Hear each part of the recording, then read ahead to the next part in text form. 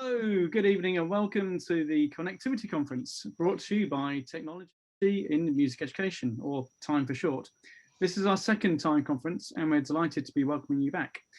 While we're just waiting for you more to join us, let me introduce myself. So my name is Richard Llewellyn and I'm the Executive Director of TiME, as well as the UK Education Manager for Steinberg. Our main aim at TiME is to create a greater awareness and understanding of music technology within education. Hopefully you've seen our website, and I'd suggest checking out the numerous resources under the resources tab. It would also be great if you could sign up for our newsletters.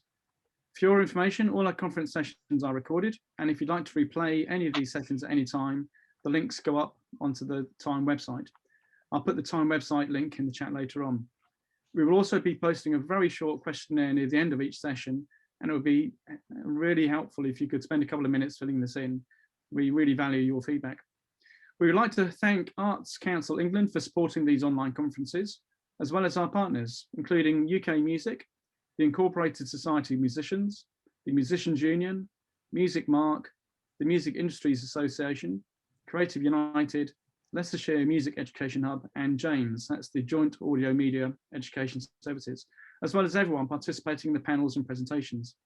Just before I hand over to David Ward and get things going, I'm just going to go over the housekeeping, which I'm sure you're very well versed in by now.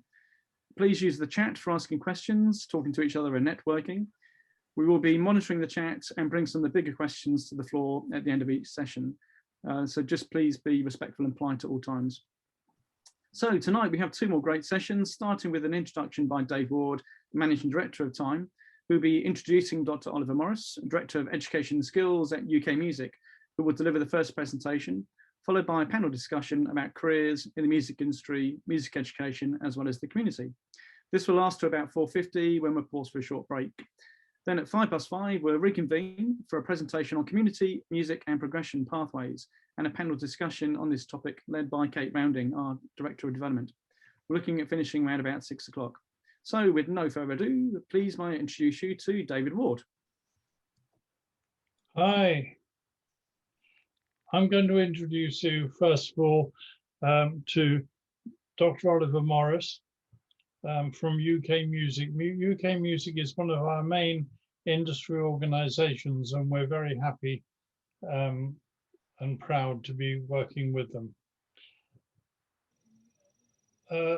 Dr. Morris, Ollie to most people, is the UK Music's Director of Skills. And I know that he's been working tirelessly to raise awareness of the importance of skills and training in our industry. We're sure that you'll probably have lots of questions for Ollie after his presentation, and Richard will be looking for those in the chat. So with no more ado, I hand over to Dr. Morris. Thank you very much. That's fantastic. Really pleased to be here. I'll just quickly get my presentation up so I can talk through it with everybody. Hopefully now you will see the presentation. So the introduction, this introduction to UK Music, Education, Skills, Careers and Connections. Of course, connections do run through everything I do, and this will come out in the conversations throughout the afternoon, really. Whether you're looking at a career in the industry, just starting out, whether you're developing projects, whether you're working to improve educational resources, or looking to do more outreach, or if you're working in the industry, connections for me are sort of absolutely key to all of that and to successful working. So let's crack on. So I want to give an introduction to UK Music first, and as David said, if you have questions, pop them in the chat box or the Q&A box, and we'll answer them as we get to them afterwards in the conversation.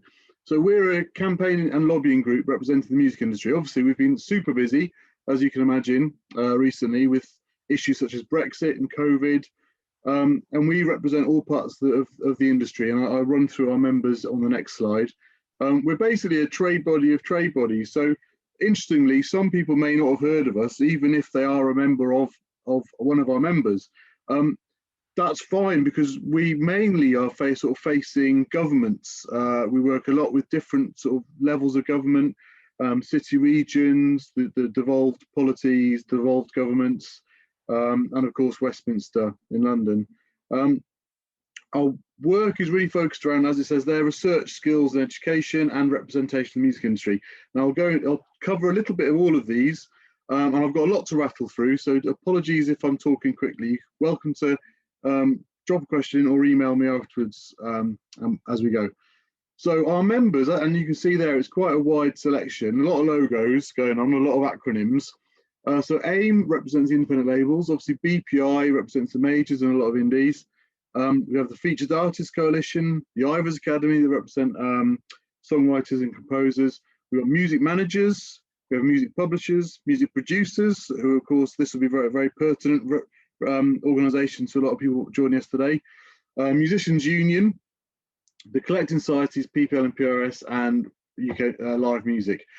Research was one of our main areas. Now, the reason this is so important is, obviously, I think we all know intrinsically that music has lots of value in terms of community, education, society as well. It just really can help, though, when you're arguing the case to support music around venue closures, around support for self-employed people, etc., etc., etc. Education, of course, top of that list. It really helps if you can back that up with some facts and figures. So what we try and do is we collect data from our members, and we're in a privileged position that we work very closely with all of our members who have great data sets. And we can create really interesting reports every year that are the go-to for music industry. So we rebranded in 2019 our report and called it Music by Numbers. This encompasses live sector and also sort of tourism, sorry, and the value of music to GVA.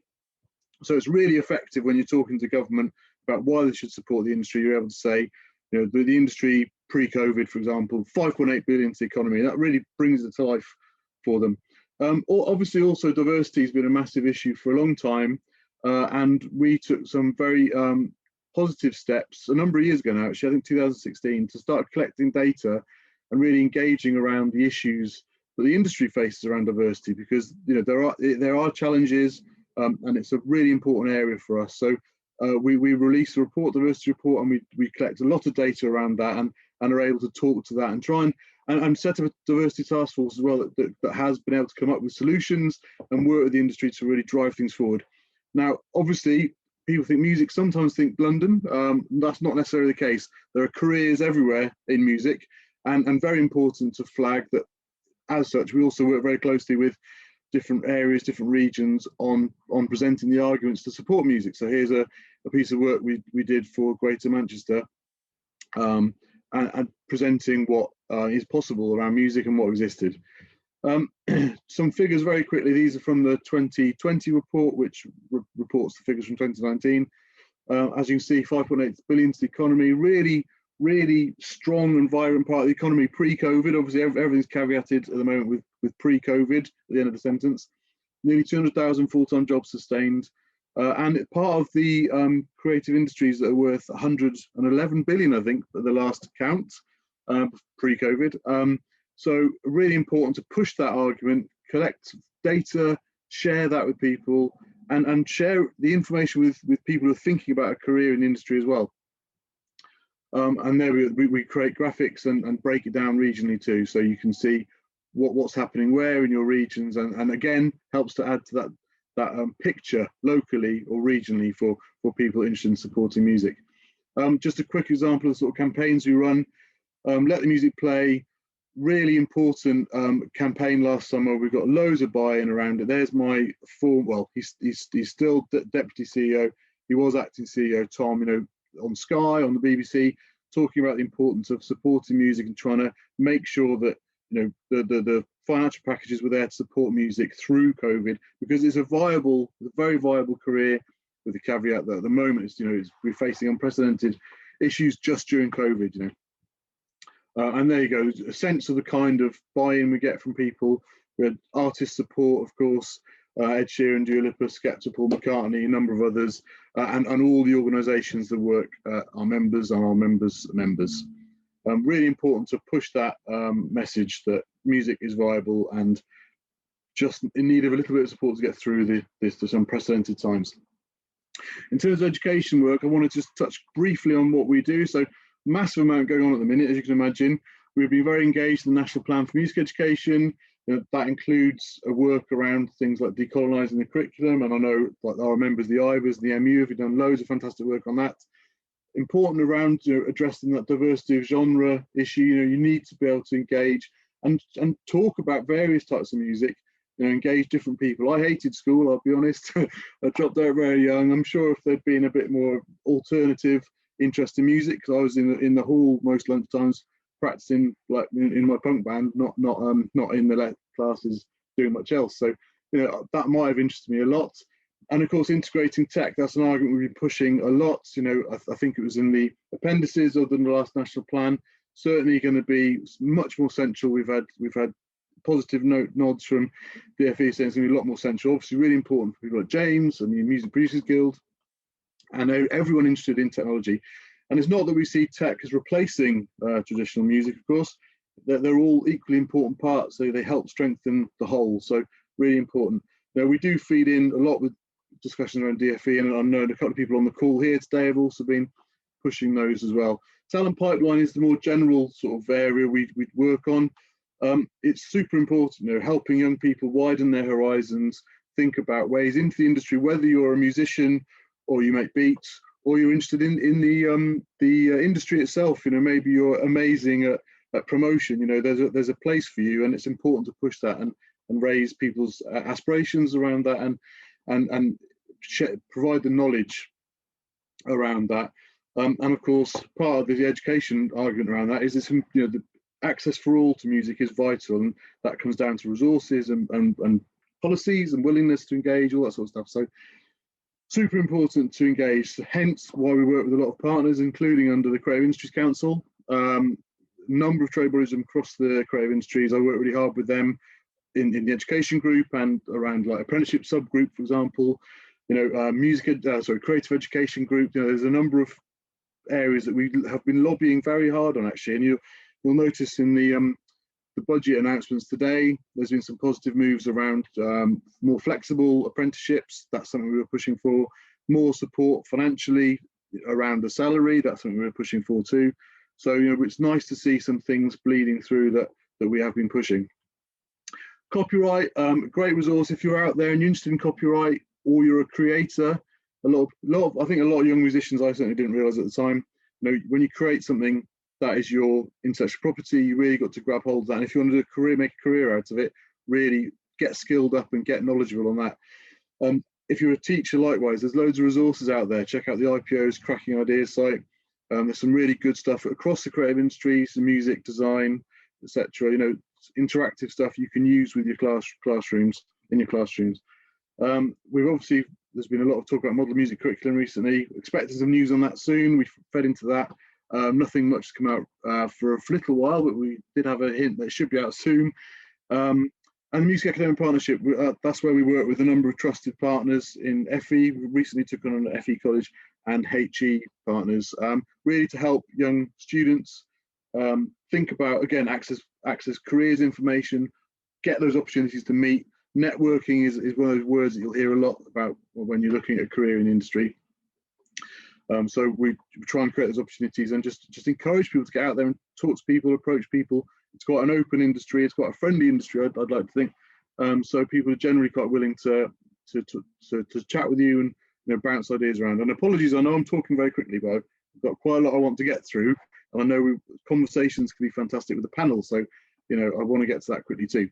And finally, just to note that we also do a lot of quite, I guess you could say, quite sort of serious work as well as the lobbying, etc. We do support an all-party parliamentary group on music. So the chair, David Warburton MP, also happens to be vice chair for the Music Education APP, which is helpful. He's also a former music teacher and very supportive of music education. So we have multiple prongs. Multiple ways we push. We support, get questions asked in the House of Commons, etc. We provide evidence for various different inquiries, etc. And obviously talk a lot with MPs and get them to meet our members. Super quick now, securing our talent pipeline. Here's just some of the challenges that pop out. We did a little survey a couple of years ago We took this to all the party conferences, again trying to build momentum around support for music education. You know, it's obvious really there is an inconsistency in music. There are issues around socioeconomic barriers. There's a lot going on and a lot of multiple levels as well. So the more we push that, the more we talk to MPs, the more we try and develop support, the better. Skills work, I think I mentioned apprenticeships earlier. We've been working loads on those. Something of a special interest, I guess, for you guys watching, is we've recently developed an assistant recording technician apprenticeship standards. Standards have to be developed with employers. You can see the list of employers being engaged there. Some A studios and great producers involved in developing that. That is actually available on the website. You can Google assistant recording technician standard apprenticeship and you'll find it. We're just finalising the funding band, but it will be ready to be delivered. Excuse me. Within, we're hoping, a couple of months, but we'll keep you updated. We're developing a couple of other too, and also one of my big jobs is supporting the industry understand what's going on, and also trying to create opportunities. So a number of years ago, we got involved in the Creative Employment Programme, which provided funds, grants to employers taking on apprentices. Today's announcement's fantastic again. Not everything we've got, but 3,000 grant available if you're taking on an apprentice between April and September. And as I mentioned before, portal apprentices are possible. T-levels, massive issue at the minute, of course. We've been involved with, again, a couple of people speaking today have been involved right at the heart of those as well.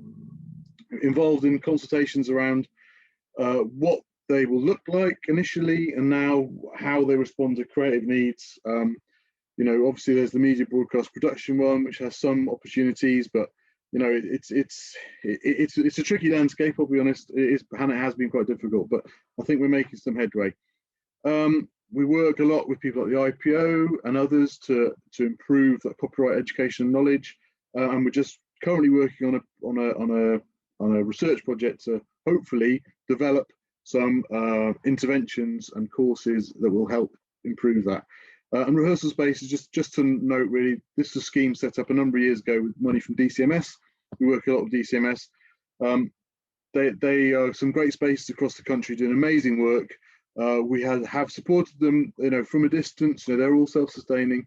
I try and keep in touch with as many of them as possible, and I have been working hard recently to try and boost get some more money, some more investment in.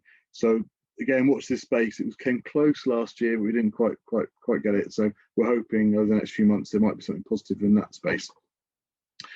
Skills, again, one of my jobs is really just informing industry. This is a great panel I was on at the TPI, just before the TPI daytime, which is just before the awards. The live industry basically will get together, and you know, some fantastic speakers, and so a lot of real interest in the skills agenda. You know, you got there Denise Stanley from Clock, Glenn Rowe, who was tour manager for Muse and then set up the Nico Trust.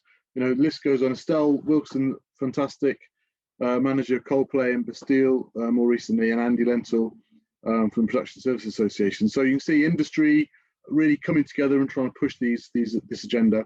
Careers, do loads of outreach on careers. Good example of a session there we did with our universities. BIY, People and Talent. If you're interested in the career industry, they're a fantastic organisation. They're on Insta and Facebook. So BIY, People and Talent, they're called. Really helpful, vibrant, useful organisation, giving loads of great advice. So we've partnered with them to do sessions. We work a lot around creating opportunities for our MAP members too, other students and others, to come and get involved in days and get involved, like BBC Introducing Live, for example, which I show a photo of in a minute. Discover Creative Careers, Creative Careers Week during National Careers Week this week. Check it out, loads of interesting stuff, great videos. So Google that, Discover Creative Careers. That was set up originally DCMS funding again, and the CIC working really closely trying to improve access to information about careers. We've got a careers music pack as well on our website, UK Music, just a helpful little window into a life in music, sorry. And I give out hard copies when there are events, or it's online available for people. We have partnerships with people like the IPO on outreach, BBC Introducing, Career Map. We do a lot with them now. They're great. Check them out. Skills Show, big event in the NEC Birmingham every year. We go to Global Bridge, and really innovative new site helping young people link with link with employers. Check it out. Especially if you're a school, they're really good, and many more. And all of our members, of course, are very active, and hopefully I'll talk about those a bit in the panel. Mapping, something Danielle's helped me set up, just a little informal space for young people to come together, ask questions, get involved. So if you're on Instagram and you're interested in careers in the industry, do follow us. It's at OMG Mapping. It's run by Danielle and others that have come through uni and are basically young professionals now. You'll hear from Danielle in a bit. Here's a great example of the kind of thing to do with Career Map. There's a careers panel all about apprenticeships. So Diva at the top right there, Arit from Diva, fantastic organisation if you're interested in apprenticeships. So that's DIVA. They're based in London, but I've got loads of good advice and have also been recently successful in Kickstart, which we have as well, which I'll talk about in a minute. And you can see, all these young people, the three there, Leon, Lucy, and Andrew, all come through apprenticeships, and now they're all firmly embedded in organisations, working as professionals, and it's a great way to get into industry. The little sort of pinboard of a few things, just like so I could talk at. There's our careers pack. You can see the bottom and the centre there. My work really relies on those connections I make with industry professionals and our organisation. So, I can draw on a huge amount of speakers now to get involved, share their experiences.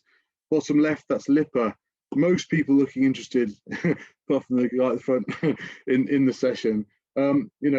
Middle right, far right there, you've got Joe, who's the new CEO of PRS Foundation, and Sarah from PPL, meeting two students from BIM, who we invited along to the launch of our big reports, and we're chuffed. I had loads, in fact, yeah, the top left as well, there they are again. They were chuffed to meet so many people, and it's great to be able to help them. We run awards. Top middle is BBC introducing event, and the middle there is a guy called Joe who came along and wrote an article for us. He's from Southampton Uni on the event with my former colleague Megan, and Urban Development top there supporting us in the BBC introducing space, where we had loads of different partners come in. And top right, skills show, that's a student from Bucks talking through VR with an attendee. Just getting near the end, so I just wanted to give a shout out to Perfect Score in Leicester and Kate and all the guys. There's a couple here today to talk to you about their project. It was a really, really great day. We've been a couple of times now, I think. And there we've got Scatter, the grime artist on the right there, me and Danielle and a couple of others, and really enjoying being there in Leicester. Careers, as I said, do check this out. Discover Creative Careers. There's a website where you can search by your interests. It'll give you ideas on what you might like to do. There are some a couple of lesson plans that sort of support the Gatsby benchmarks 2 and 3. So if there's any teachers out there, jump on that. And there are some videos to watch as well. So jump on that, and there's some really great examples. And the top right there's Shaudo, who's Ace, really great guy. He's a rapper, and just really open and helpful and happy to talk. And I've literally should finish now. So there's some more info. Check us out, sign up to our newsletter, follow us on Twitter and Instagram, email me, oliver.morris@ukmusic.org if you have any questions. And as I said, follow Mapping. Thank you. I'll come out of this now and we'll get on to the panel. That's fantastic, Ollie. There's so much there. I didn't realise that UK Music were doing so much to help in this area. Loads and loads of stuff. One of the first questions that actually came out was, would you be happy for your slide deck to be shared? Yeah, I'll just definitely. I'll need to trim it because I had loads of spare slides at the end, and I might want to tidy up a couple of slides, but that's fine. Yeah. And then we can put that on the TiME website if you're happy with that. Excellent. So thank you for that. In fact, the UK Music Careers Pack is actually already on the TiME website. So that's great. A really useful resource that you've got there. A couple of questions. So, as someone looking for a career in music, how should I get involved with UK Music? You've probably already covered it, but if you could reiterate some of the stuff there. Yeah, sure. Well, because we're the trade body for the industry, I guess getting involved directly with us is tricky, except apart from through events, or if you're a student at one of our MAP partners. But and I'm glad the question was asked because all of our members have membership opportunities too. There's plenty of, say if you're a producer, you could join the MPG. With the Ivers Academy, FAC have a great app as well that will share information on. The MU, I'm sure we'll hear from David in a bit, but the MU do a great student discount, 20 quid a year. I think you can join the MU, loads of benefits. So I think the key in terms of getting involved is I'm also very open to, I have loads of questions most weeks from people asking about apprenticeships and that kind of thing. I'm always happy to answer questions, but really most people would probably go to our members first, but then approach us, and I'm very open to approach from anyone. If I can help, I will, individual or college or school or organization. You can be a busy man. Well, if you're happy putting your contact detail into the chat afterwards, that'd be great. Sure. With the FE colleges side of things, the music academic partnerships, someone asking, how do I get into this? How do I find out about this? Yeah, email me. I mean, if you're a college or a uni, I'll have a chat about what our benefits are, and if not, of course, the best way to access the benefits are by joining one of our partners. We've done. It's a fun scheme. It's a great scheme. I've done everything from recently organised a series of like guest lectures at Uni of Kent, for example. Been really interesting to help them organise. I think I found 3 speakers to go along at different weeks. We organise, we offer opportunities for students to come along and get involved in events like BBC Introducing Live. That happens obviously not this last year, but we run the careers fair there, and it's really opens up a lot of opportunities to get students along. So one year we had a load of students make a film. They were from Bucks, all about the event. Other years we've had graduates come back in and just be there to talk to current students. And others, we've had showcases if you're a performer. So much there about networking and just talking to people in the industry. That's brilliant, Ollie. Thanks so much for that. Now, let's move on to the panel. I'm really excited about the panel. Dave, are you there to introduce the panel? Yes, indeed. And the panel here, they are. The lights are coming on. The first person I'd like to introduce you to is Ruth McPherson. Ruth is the head of marketing for the Incorporated Society of Musicians, a great expert on all things to do with marketing. David Barnard. David wears many hats. Trombonist. He was the chair of the Music Industries Association Education Committee that Richard and I know very well. And he's here today representing the Musicians Union. Say hi, David. Ruth is not there. Hello, yeah, my video has been stopped. If someone could turn that back on, that'd be great. Thank you. And Tanyel Gunnashan. Tanyel works with Oliver Morris there at the Music Academic Partnerships, and I believe also has lots of work to do with PRS, the Performing Rights Society, and PPL as well. Mm-hmm. Yeah. Tim Benneth Hart, any of you who were here yesterday, is the academic director for Rock School, which is becoming and is, in fact, one of our main music industry awarding bodies. They write a lot of wonderful qualifications that are really appropriate for the 21st century.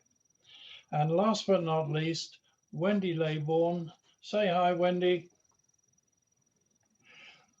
Wendy works very closely with me. She comes from the film and television industry and writes a whole series of books about careers and working in that industry. And the most knowledgeable person I know about jobs in film and television, and of course sound and music for film.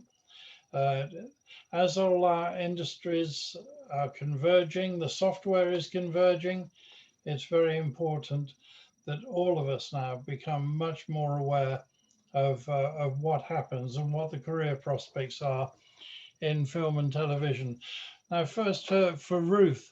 Ruth, would you like to tell us a little bit about ISM, the Incorporated Society of Musicians, and what the opportunities are there for educationalists to learn and for young people to learn about potential careers? Absolutely, yeah. Hi everyone, really nice to be here. So yes, I'm from the ISM, and we're the UK's professional body for musicians, as well as being a subject association for music. So we support around 11,000 music professionals from around the UK, and that includes both full and part-time students, as well as performers, composers, songwriters, music producers, and music teachers. If you're over 18 and you're studying music, or you're studying another subject but you're involved in music, you can join the ISM as a member for just £15 a year. So it's an incredibly good discount off our full rate. So it's over 90% off the full rate for students. And as an ISM member, you can access loads of advice and resources, tips on promotion and marketing, business tips, career advice. We have a lot of free advice on our website as well. So do check out the website, and you can sign up to our newsletter if you're kind of interested in finding out more, but you're not quite sure of memberships for you just yet. The newsletter is a great way to find out about all the careers advice that we offer. Thank you, Ruth. Very similar question to David Barnard, representing the MU. I just want to say very quickly first, I didn't tell people that David is also the founder and the trustee of the big new industry training school, which has started in the Midlands. It's called Resonance, and it'd be very nice. We shall put the links up to this school, and it'd be good for you to check them out. David. Thank you very much. My hat today is with the Musicians Union. So for those of you who don't know, the MU has been around since 1893, and it has 30,000 plus members. And as a trade union, it brings all the benefits of union membership. As Ollie very kindly mentioned earlier, we do have a student membership scheme, which is £20 a year. And in terms of training and support, there's training provided across the country through all the various regional offices, plus lots of online materials and guidance notes and papers, and etc. But one of the most important things for the MU is not only looking after all our various composers, producers, performers, etc., with their day-to-day issues of contracts, etc., but also looking at the future of and sustainability of the music industry. So, like Ollie, we often sit around a variety of tables, banging our drum as loudly as we can to get the voice of music heard. So, a very proactive, forward-looking organisation. Thank you, Dave. Thank you very much, David. Wendy, I would like to bring you in at this point. I think any of us who have seen a film and watched all the titles, not everybody does, but becomes aware of the thousands of jobs that there are that go up to making certainly a long feature film. Can you talk a little bit about that, Wendy, and what sort of qualities do people need to work in the film industry? Well, obviously, got to have creative talent in whichever sort of section you choose. But the main thing is, because you're working together probably with 200 people on a feature film for a period of, say, 3 months, then you've got to be able to get on with people. You've got to be able to sort of adapt very quickly, because each day is a challenge, like everything we do, like all of you. You walk in, you don't know what's going to happen. You think you know what's going to happen until you walk into the job, and then all of a sudden somebody says something and things have to change. So everybody's got to be incredibly pliable. And although people think of film as being, you know, the jobs are producer, director, cameraman, there are probably on set half a dozen sound jobs, sound definition jobs, sort of with their assistants attached, as well as probably half a dozen post-production jobs. And also then that doesn't count the music. So there's composers and there's music supervisors, there's sound supervisors, there's a whole range of jobs available, as well as engineering jobs and maintenance jobs, because all the equipment has to be sort of built in the first place. There's rental houses like for everything else, and they all need maintenance engineers. So everything to do with sound that you think of in the music business actually transposes into the film and television industries. A lot of film is freelance, post-production isn't, television is generally on a year's contract. So there's a lot of jobs available if you think about it and aim for the right places. Wendy has a wonderful series of books, and I'm going to put the links there to do with careers in all the different sorts of careers in the film and television world, and they're available from Amazon. The links will be on the TiME website. Tanielle, can you tell us a little bit about your work, please? Yes, so I went to a music academic partnership institution. So I went to Birmingham City University and graduated probably like 4 years ago now, but it feels like yesterday.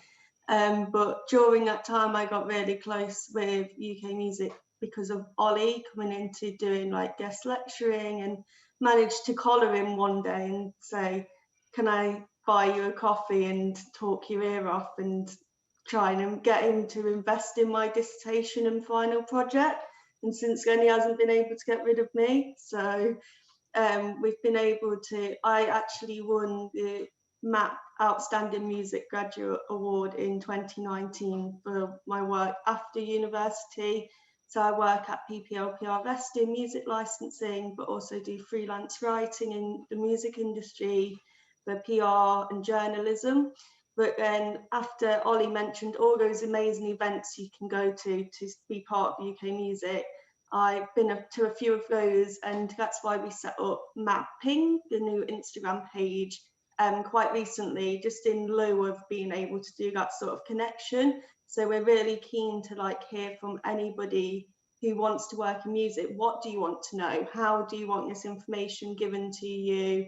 What would be helpful? Is it better to get in text or in video, or what sort of thing? So we're really keen if anybody out there wants any sort of information to connect people with industry professionals and just collaborate on like just re-changing what networking looks like today. Like do it over Instagram, do it over like a friendly platform until you get that confidence to like go out there. Thanks very much for that. We're going to come on to the Tanielle in a little while about the importance of portfolio careers. That is doing a bit of everything. And you're a very good example of that, if I may say so. Tim. Well, thank you. Tim Benneth Hart from Rock School Qualifications. And Tim, you've been in the industry all your life. Can you tell us a little bit about some of the new qualifications that are coming along? Thanks, David. Yes, so at RSL Awards, obviously we have a remit to work within the creative industries, and particularly our histories and the heritages in music. So we try and create authentic and real qualifications that give valid learning structures to people throughout their journey. Now, what that really looks like is a sort of a definition of connecting industry with the qualifications which serve that industry. I always think that what we actually really do is serve the talent pipeline to make sure that it keeps on coming through. And we do that at a variety of levels, whether those are music production grades through to GCSE alternatives, A-level alternatives, university alternatives as well. Just so that there are a number of different routes for people to get through. So we work really hard to make sure that actually we're not just thinking about just the skills of music or music technology as it might be, but those wider skills as well. So thinking about, I think portfolio career has been mentioned 4 times already tonight as well. Really thinking about how you equip someone with the types of skills that they need for a decent portfolio career. So that includes things like entrepreneurship, being able to run their own micro businesses, be able to realize that actually the career as a creative person these days is likely to include quite a disparate number of activities, from writing music, producing records, teaching young people. All of those things are likely to be included in people's careers as they go forward. So we just want to try and make really good qualifications that offer genuine and real opportunities to people to get the skills that they need.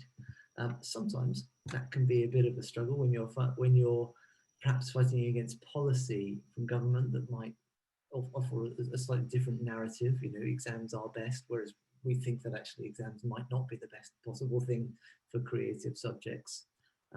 So we work towards, and we connect with lots of industry bodies about how to do that, including great people here like UK Music and James and the MU and ISM. So it's nice to be part of this panel. Tim, can I just ask what job opportunities you have at Rock School? Do you allow for examiners or actually working for Rock School itself or anything like that at all? Absolutely, yeah. I mean, we're also quite a big employer within the music industry as well now, which is also really nice to be able to do. So we employ examiners to come along, and you're welcome to contact us or contact me directly about becoming an examiner. It's a nice string to your bow. It's great, actually. Examiners get to travel all around the world when you're allowed to go and listen to other people playing music in different countries, which is absolutely fantastic.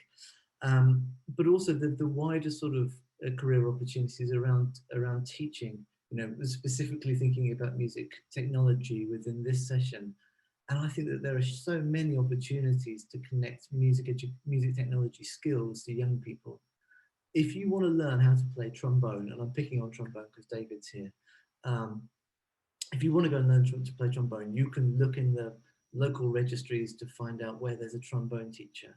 If you want to learn how to be a really great music producer or a technician in music or something like that, it's incredibly difficult to find good quality tuition on a one-to-one or group basis, often in your local area.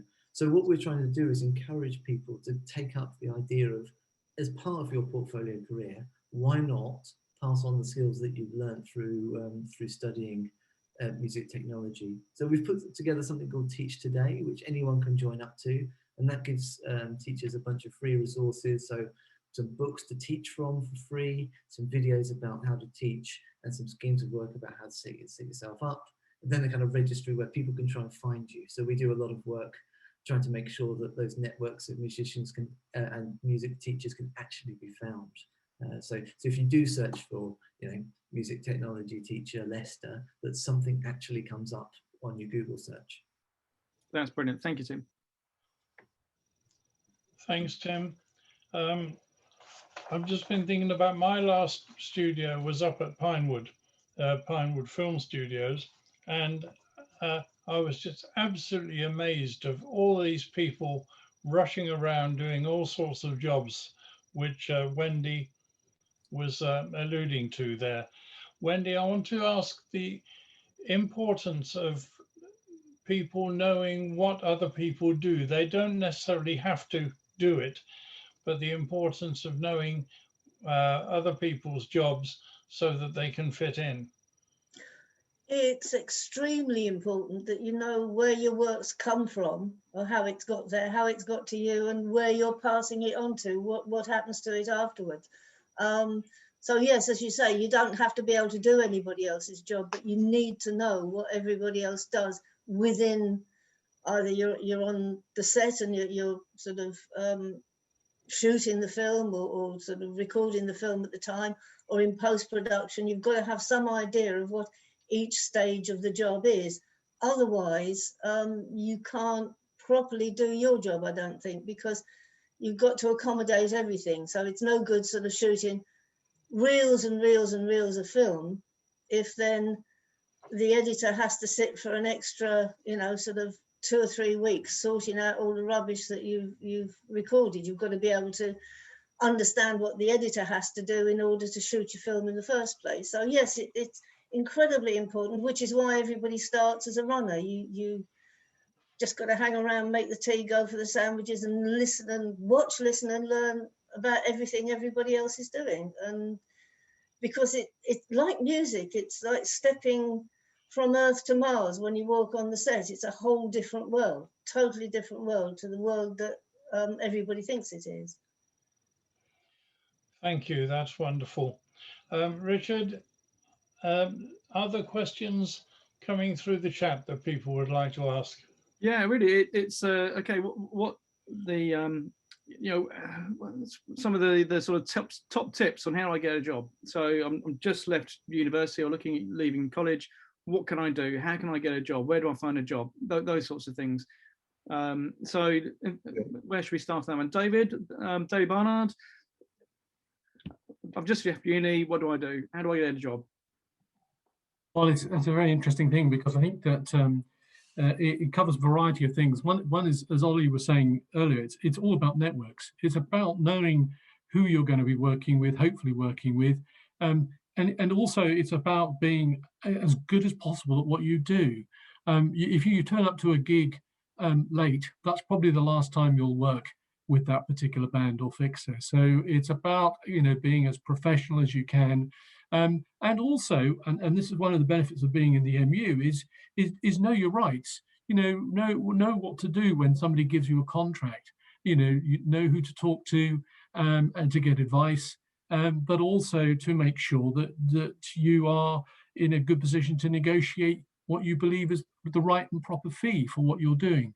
So, you know, it is a great profession with lots of opportunities, but you should also approach this, as Tim was saying earlier, in an entrepreneurial, business-like fashion. You are a product, you have a service to offer. So treat yourself with professionalism, and remember, ultimately, is be nice to work with. Yeah, absolutely. Fantastic. I'd like to bring Ruth in again here because of your marketing expertise, and the importance of being able to market yourself. Someone said to me many years ago, there's a myth in the industry that it is who you know that's important. And they said it's not, it's who knows you. Absolutely, yeah. I mean, marketing is incredibly important. And I think most music professionals probably want to think about marketing. Certainly, you know, if you're an artist, or even if you are a sort of composer, songwriter, producer, it's probably worth thinking about a website. You know, we're all living in a digital age now, and most people, if they want to find out more about you, are going to go online and Google you. So it's worth having even a basic website so people can find you. And if you're an artist and you're performing, I mean, at the beginning of your career, really, it's all about gigging and social. So get out and do as many gigs as you can, whether they're online or live, if we can get back to live performance.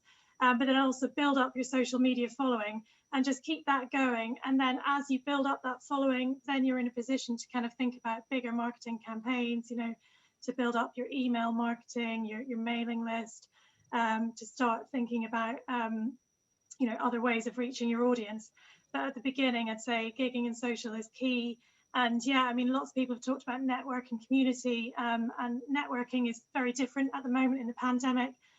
Most of it's online, so that's why having a social presence is so important. You can meet loads of people through social media and through organisations like the ones who are represented here today. And that peer-to-peer support from other musicians and other artists, other people in making music is vital. You can learn a lot from the people around you, both in terms of organisations and other musicians. So join an organisation that provides you with that community of other people from whom you can learn. Yeah, and if I just jump in super quick, I think there's a misconception as well that some people have of you get to the end of uni or college and then you move into a career. You need to be developing those networks. You know, your initial network is your friends or your friends and your peers around you, and that grows outwards. Definitely, you know, so you don't think about it in terms of just get through this step, then I'll start that.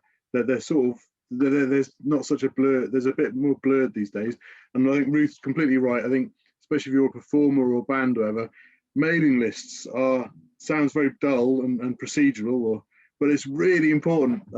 Work with a guy who manages bands, and the top of his list with anyone is get a mailing list, collect, because your fans, those people who give you their email, are far more likely to want to buy something off you than someone who's liked a Twitter post or you know what I mean? So it's about developing those more solid connections with your fan base. These are really good tips. Back to you, Ruth, on the so starting before you leave university, so your student membership costs, and the same with David with the Musicians Union costs as a student, obviously that's a really good place to start. One of the questions that has come up is what's the difference between the MU and ISM as far as membership is concerned? I mean, they both sound to me great value for money, and as a student, the total cost is still quite low, I'd have suggested. What are your thoughts on that? Yeah, absolutely. Both of the memberships offer a sort of similar offering. There are some differences between them. I mean, we have some health and well-being benefits like our 24-hour counselling helpline, which has been incredibly vital, particularly during the pandemic when a lot of people have been struggling with their mental health. So that's something we offer that's really vital. We also have a physiotherapy service, which is useful to a lot of musicians who encounter sort of muscle or repetitive strain injuries. We're an independent organisation, so we're not affiliated to any political party. So we have that independence in terms of the campaigning and lobbying that we do, which allows us to kind of, to be a bit freer in terms of the lobbying that we do. And also we're a professional body, so all of our members are music professionals rather than amateur musicians. So being a member of the ISM gives you that professional status. Does that mean you can use your logo on the bottom of CVs and that type of thing? That's right, yeah, you can use the ISM logo. We also offer like a registered private teacher status that you can use if you're doing private teaching. It just gives you that kind of badge of professionalism so that the people you're working with in the industry that know that you're a music professional. I don't see you in competition with the MU, but David, what are your thoughts there? Well, I think, you know, there are so many benefits that I could list now, and we'll be here till 10 o'clock this evening. But I think one of the things that the most important thing is being a member of the Musicians Union with 30,000 members is that you are part of a movement. And that is really important. And the solidarity that comes with that, of working and supporting the industry as a whole, I think is really important. And so it's kind of, yes, you have individual needs and need help, but you are part of a movement that is supporting all musicians in whatever work they do. There's a lot of different elements here. You could join everything and do very well with that portfolio career hat on. I think the couple of things which have come up through the chat and Q&A. Stephen from Warwick Music, thanks so much. Also consider employment opportunities in music retail and suppliers. I myself, I started at Boozy and Hawkes Music Publishers, moved through Yamaha, and now work for Steinberg. There are a lot of jobs in the industry side of things, and certainly within music retail, in physical shops and online, there are jobs there. Another one that's come up is thinking about, as a musician, jobs within the armed forces. I know that the Army are screaming out for clarinet players. If anyone knows a student that's looking for a job, they'd be straight in the Army as a clarinet player very, very quickly, which may be a good start in life for any musician there. I did talk to the Army Band Service just recently, and they do a great bursary scheme for people wanting to apply to university as well. So seriously worth checking out if you've got interest in that area. So, and it's not just brass and woodwind anymore, it's guitars and strings and all sorts. So there's quite a diverse range of instruments there. Yes, as you once put it, Richard, you know, being paid to play music, which is your love. Absolutely. I'm very conscious of time. I just want to add that this is only our first opportunity, if you like, to get all these tips and hints from people. There are going to be lots more webinars coming in the future. If you go to the TiME page, please join our newsletter, and we'll be posting all the information about stuff in the future. And with all these wonderful people here, having webinars where we can give them much more time to develop all this. So I would like to thank all of our wonderful panel here. And thank you, Ollie, for that great presentation on UK music. We're going to take a break now for about 5 minutes before a wonderful, wonderful second part of this webinar. I believe that Kate is putting a link in the chat about we'd like your feedback, essentially. So it's a little survey, and if you have time to do that, please do. So we'll see you all again in about 5 minutes' time.